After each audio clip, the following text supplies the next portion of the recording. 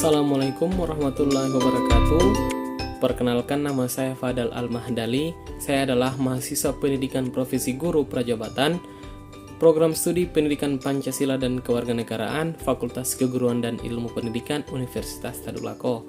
Nah, pada video kali ini saya akan mempresentasikan terkait panduan observasi yang saya gunakan dalam mengobservasi karakteristik peserta didik di sekolah. Nah, dalam panduan tersebut ada beberapa aspek yang saya gunakan untuk mengobservasi karakteristik peserta didik. Nah, aspek-aspek tersebut adalah sebagai berikut.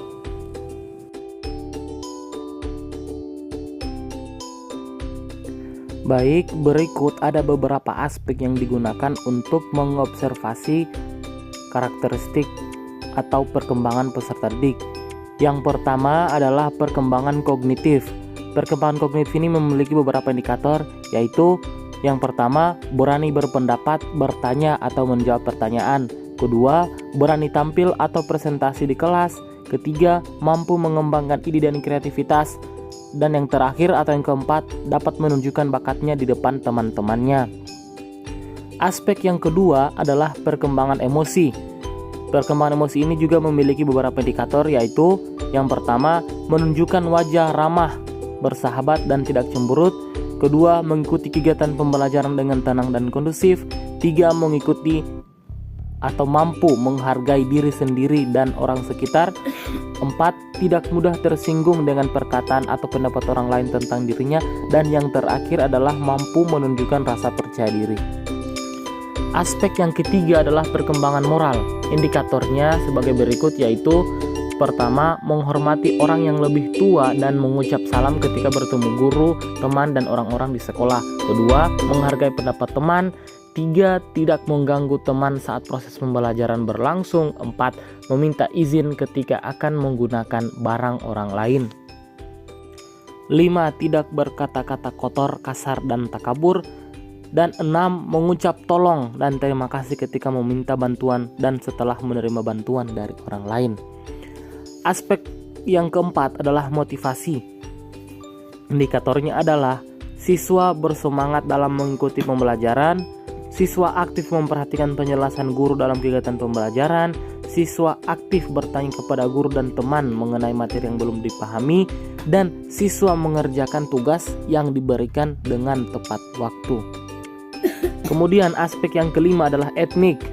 Indikatornya adalah menyadari adanya keragaman etnik yang ada di kelas, mampu menghargai keragaman etnik yang ada di kelas, dan mampu bekerja sama di dalam tim yang memiliki keragaman etnik. Kemudian aspek yang keenam adalah kultur. Indikatornya adalah menyadari adanya keragaman kultur yang ada di kelas, mampu menghargai keragaman kultur yang ada di kelas, dan mampu bekerja sama di dalam tim yang memiliki keragaman kultur. Aspek berikutnya yaitu status sosial. Indikatornya adalah menyadari adanya keragaman status sosial yang ada di kelas, menghargai keragaman status sosial yang ada di kelas, tidak membeda-bedakan teman yang berbeda status sosial dengannya, dan tidak mengejek teman yang berbeda status sosial dengan temannya. Aspek berikutnya adalah minat.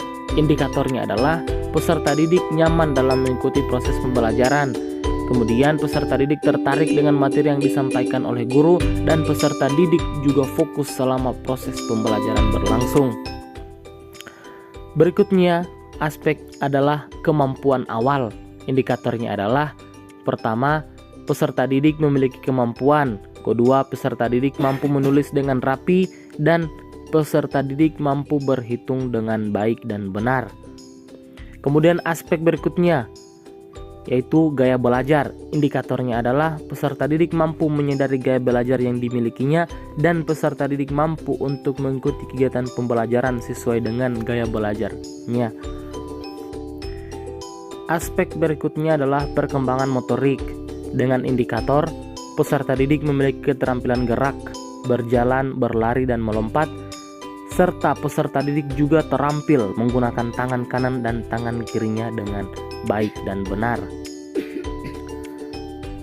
Kemudian aspek yang terakhir atau aspek yang ke-12 yang digunakan untuk mengobservasi karakteristik atau perkembangan peserta didik adalah perkembangan sosial.